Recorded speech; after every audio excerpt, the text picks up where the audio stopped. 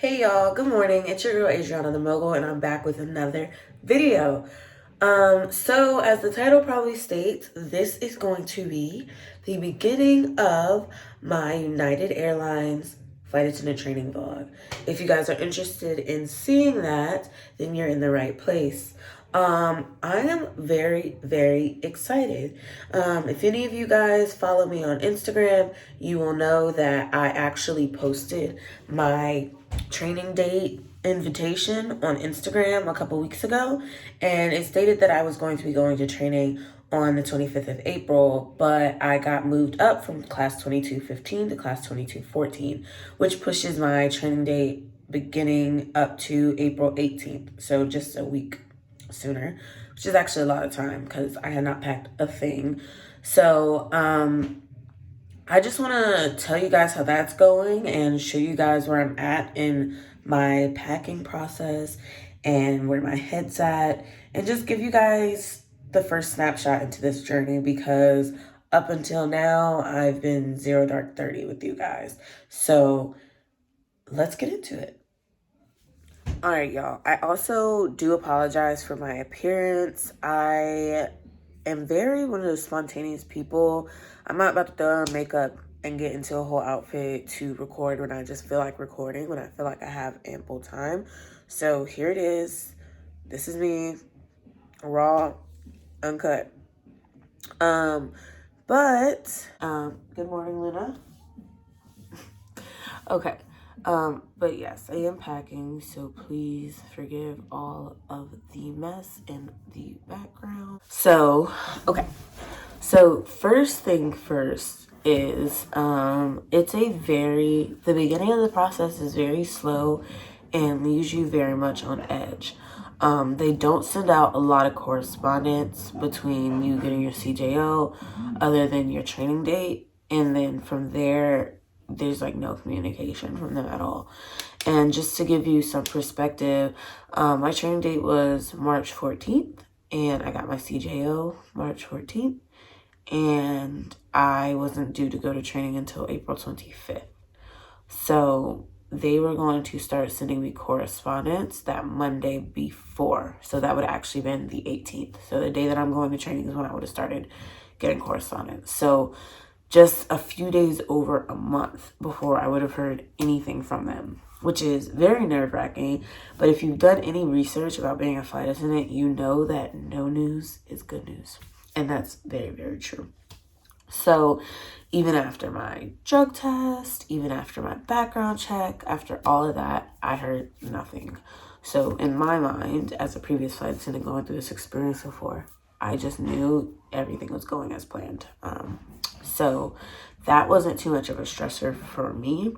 I think the only thing that stressed me out is I just wanted to confirm that they were getting everything and it was all being done proactively and properly, because that, these are just humans doing this stuff. So they can mess up, they can do things wrong. But anyways, fast forward. So they actually reached out to me. What is today?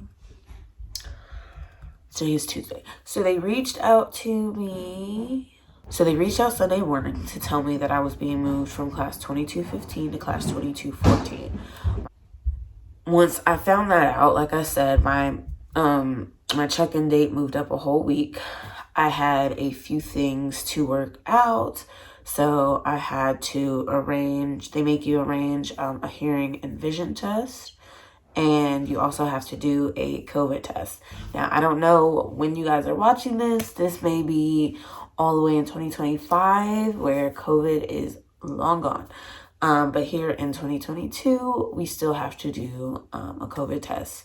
We are allowed to do a home test, PCR, rapid. So any COVID test now will suffice. We just have to I think we have to send proof in, and I would just suggest bringing it as well, just in case they don't get it or they misplace it or what have you. But they gave us to the 15th to get that submitted. They gave us to the 15th to get all of this submitted. So the COVID test and the physical.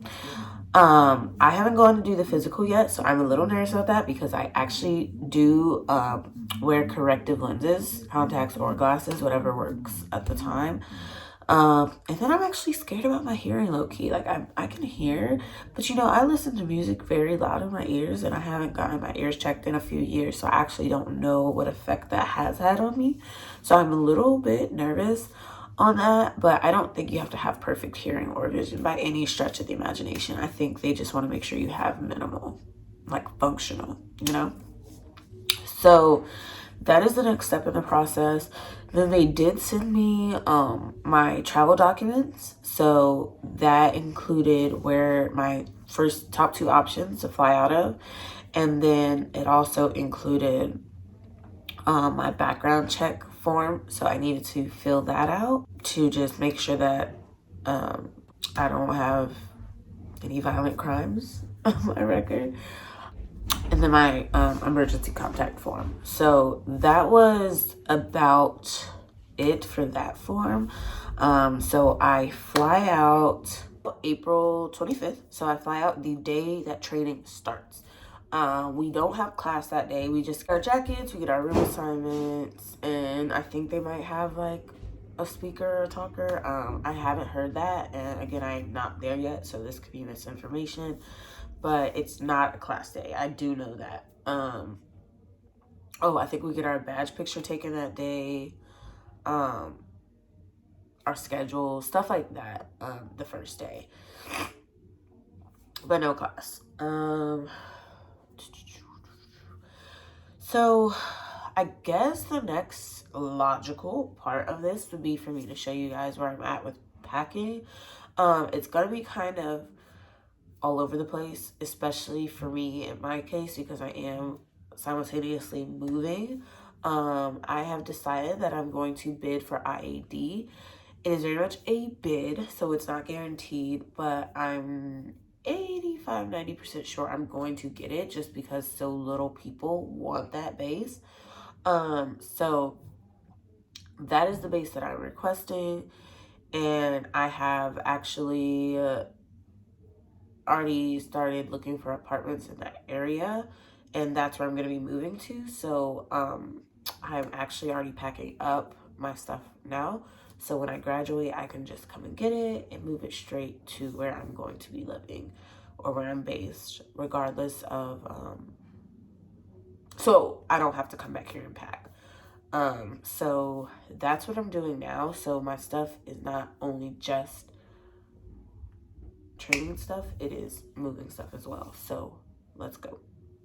So this is the first few things that I've packed, which is like nothing. It's just 4 of my white shirts that we have to have. We have white button downs.